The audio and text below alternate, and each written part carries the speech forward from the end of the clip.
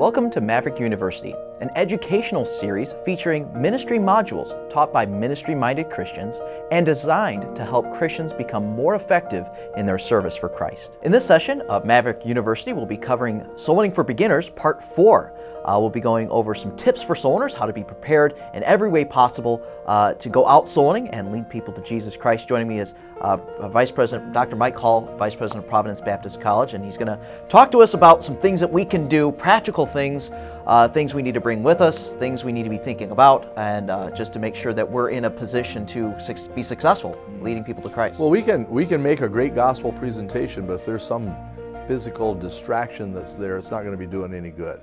Sure. So I just wrote down a few common sense things that all of us, I guess, ought to really understand, but it might help to be a prompt on some of those things that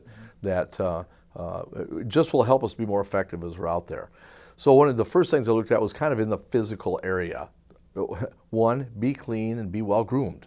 I mean, that sounds obvious, but if you're scruffy and ratty looking when you're out there, then people aren't going to be as interested in paying attention. And if you have some kind of body odor or bad breath, as we're talking to an individual like we were talking here, we're in fairly close proximity. Oh, yeah. And so, if you've got a problem with bad breath, it's going to be a distraction. Yeah, that's exactly right. Goodness, yeah. And so you're going to have to make sure that you're well groomed and you don't have anything that's a distraction while you're out there. You always want to look sharp. Yeah. People will pay attention to somebody that looks sharp, but may not to somebody that just looks ratty and nasty when they're out there. They may never even open the door to begin with. Yeah, that's exactly right. They look out there and they see something. What is this, a homeless person or something or whatever? Yeah. But you ought to do what you can to be well groomed, have your clothes match. One of the things that you want to do is, and of course it depends on the ministry, but I've got a polo shirt on today. You've got a nice button-down shirt.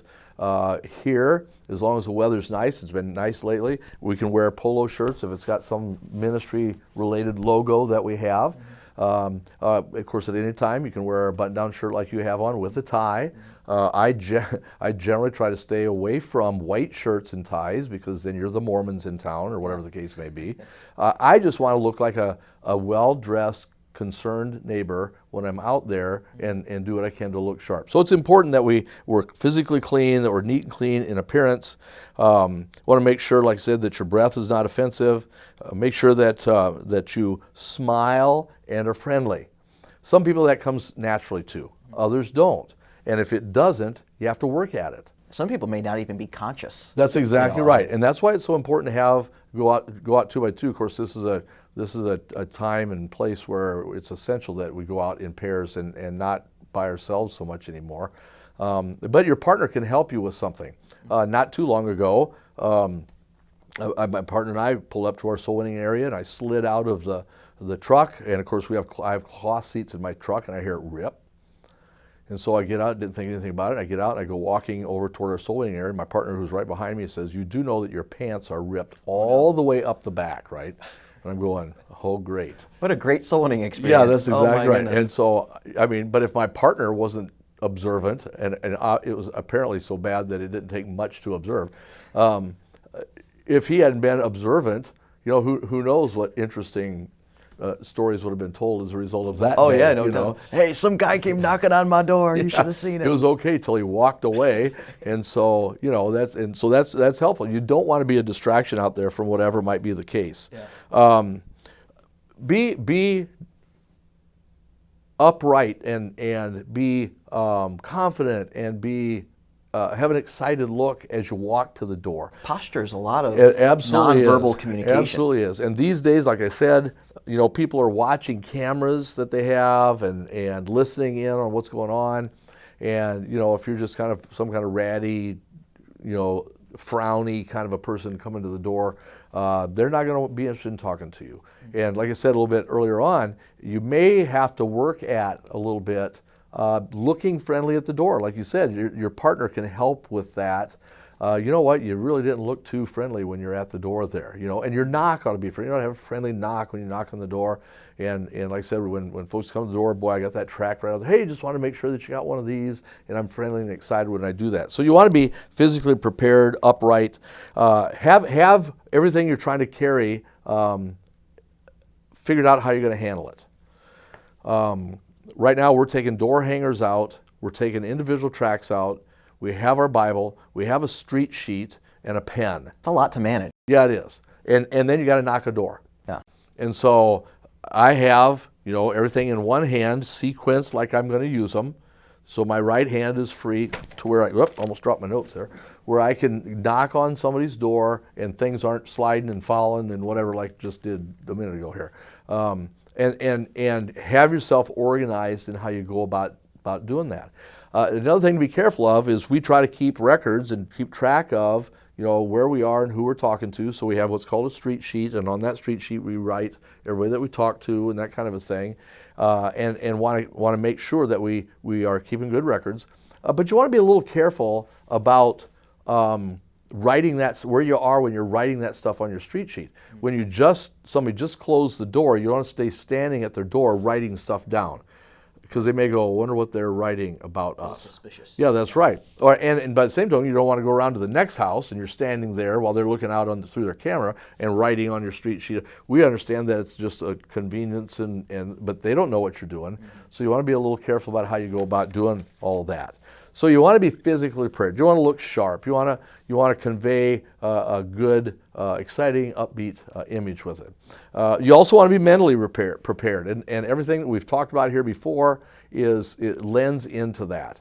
You need to know your material. You need to know what you're doing, what you're going to say. You need to, like I said, have everything organized and ready to go. You've thought through it, and you want to be in a position of constantly working on your craft. By that I mean is never stop learning how you can be more effective as a soul winner. When you go out with somebody, listen to what they do. Pick up illustrations. Study. There's a lot of Jehovah's Witnesses in our area up here. Not a lot of Mormons. I try to learn and understand what Jehovah's Witnesses are talking about in case I run across somebody that has a question about it, or I run across one at the door. We have an awful lot of Eastern religion folks in our area here too, so I want to know how to be able to talk to them. One person whose door I talked on, the wife was from Laos and was ancestralist. They worship their ancestors, so I needed to know a little bit about. So I went back and studied on it a little bit and learned about it. And so constantly be working on what it is that we're going to do as we're sharing the gospel with others. We start with a very simple, narrow skeleton outline that we've been talking about. Then it's up to us to expand our knowledge, and in so doing, it expands the people that God can bring by, and we can be effective in witnessing to. Dr. Larry Brown at Marion Avenue Baptist Church in Washington, Iowa, years ago preached a message on God as an investor. And God's the wisest investor out there, and He's not going to bring somebody who has no ability whatsoever to witness to Him. If you are fluent in how to talk to Muslims, God's going to bring the Muslims by you. If I don't know anything about them, He's not going to be as likely to bring them by me. And if my knowledge is limited to this amount, that's the only range of people that He's going to bring across me. Limiting yourself. That's exactly right. Yeah. And so we constantly want to be prepared. Many are the times that I've had to go home after having been soul winning and having been stumped by somebody, yep, or being stumped by the same thing twice and then banging my head against the wall. Why didn't I prepare? Exactly right. I'm sure God, if there's a way we can avoid it, obviously, but I'm sure God understands you get stumped once, but He doesn't understand when you get stumped twice, because that's our fault when we do that. And other things you ought to do to be mentally prepared is set away or behind you problems or issues or things, or what are you going to do in the afternoon? I mean, for me, that's probably one of my most difficult things. I had 1,000 things going on. And so in the back of my mind, if I'm not careful, I start engaging with that rather than the task that I have at hand. And there is no more important task than what we're doing when we're out soul winning. And I need to be consumed mentally with what's going on, what I'm doing, looking at my environment, and figuring out everything that I'm doing. So if I've had issues, problems, or a scheduling thing going on, you need to set all that stuff behind you so you can focus in on what you're doing. And of course, the key to this thing also is being spiritually prepared. Yes. As Christians, we have the assurance that God is with us always and will help guide us into all conversation, but we have to be spiritually in tune to the Holy Spirit. Mm-hmm. And if we're not, the channel between us and God, our spirit, the Holy Spirit, is clogged, and we're not getting the benefit that we could have. Yeah, anybody that's been soul winning any amount of time knows that you've been out there before and a question came up and you started talking about stuff, and you're going, I have no idea where I came up with that. I've been there. And it's right on. It's right on. That's right. And that's because the Holy Spirit is the one who speaks to us. The Bible talks about, not being afraid to answer somebody's questions, because God will give you what you need at the time. But that only happens if we're spiritually prepared. And a part of that thing, I think personally even, begins, we go out and do our heavy lifting, soul winning on Saturdays, even on Friday night. I like to start preparing myself spiritually, and then on Saturday morning, I make sure there's no distractions. I'm not paying any attention to anything else. I'm focusing in on what I'm going to be doing for that next period of time that I'm out there, so that I can just make sure that I'm as spiritually prepared as I possibly can. God will do His part. God will do His work, but we need to make sure we're prepared. And I might add this too. This isn't an on-off switch. You don't turn on the spirituality Friday night before you go out Saturday, and the rest of the week God doesn't even know you're around. Mm-hmm. The most effective soul winners are those that have the closest walk with God, and God says, you know what, I'd like to share our relationship with somebody else. If you have no relationship with God, what is there to share? It's true. And so if you want to be, and I want to be, the most effective soul winners we possibly can be, our devotional life is absolutely essential. Every day we have to meet with the Lord. Every day we have to talk with the Lord. And by the way, we're not soul winners on Saturdays only. Yeah, you're talking about this on-off switch. This soul winning switch is always on. It should be. That's right. And if we're not in tune and we're not walking with the Lord, we'll probably pass up more opportunities through the week than we ever would on a weekend to be able to share the gospel with somebody, and probably with a closer connection through the week than you would have cold knocking doors on Saturday.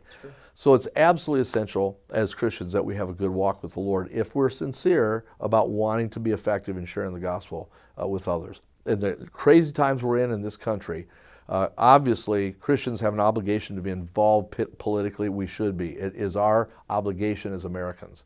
But far more than that is if each of us reach one, and if we were to do that once a week, it wouldn't be very long before this country would be back on a spiritual plane like it used to be. Christians need to get back to being Christians. That's exactly right. That's exactly right. So if you kind of think about some of these things, most of this is all common sense, but we get so caught up and busy in our day-to-day lives, we need to make sure that we are in tune with all physical things. And physical things like, extreme weather. If you're down south, extreme weather is in the summer. Oh, sure. I mean, it is brutal in the summer. We lived in Alabama for 3 years, and soul winning was I was knocking on the door of a white trailer, and the sun was to my back, bouncing off that trailer right on me, and the gal decides she wants to get saved. And I'm going, no, not today, you don't. And so I'm standing there, and sweat is running off of me. Up north here, summer's aren't a problem. Yeah. But 30 below zero is, and we still go out and knock doors sometimes when that's the case. But you better be prepared for it. So you need to be physically prepared. We need to be mentally prepared, get away all the distractions, work on your craft. We need to be spiritually prepared where we have a daily walk with the Lord, and then just kick it in a little bit extra as you're going to go out and do a supernatural work on Saturdays. Well, thanks so much for the big overview of these hints and helps for us. And of course, the specific things that he was referencing are in previous videos. That'll be links to those in the description below. You can go back and watch those videos and benefit from those as well. So, Brother Hall, I appreciate soul winning for the beginner and what we can do to make a difference for Christ.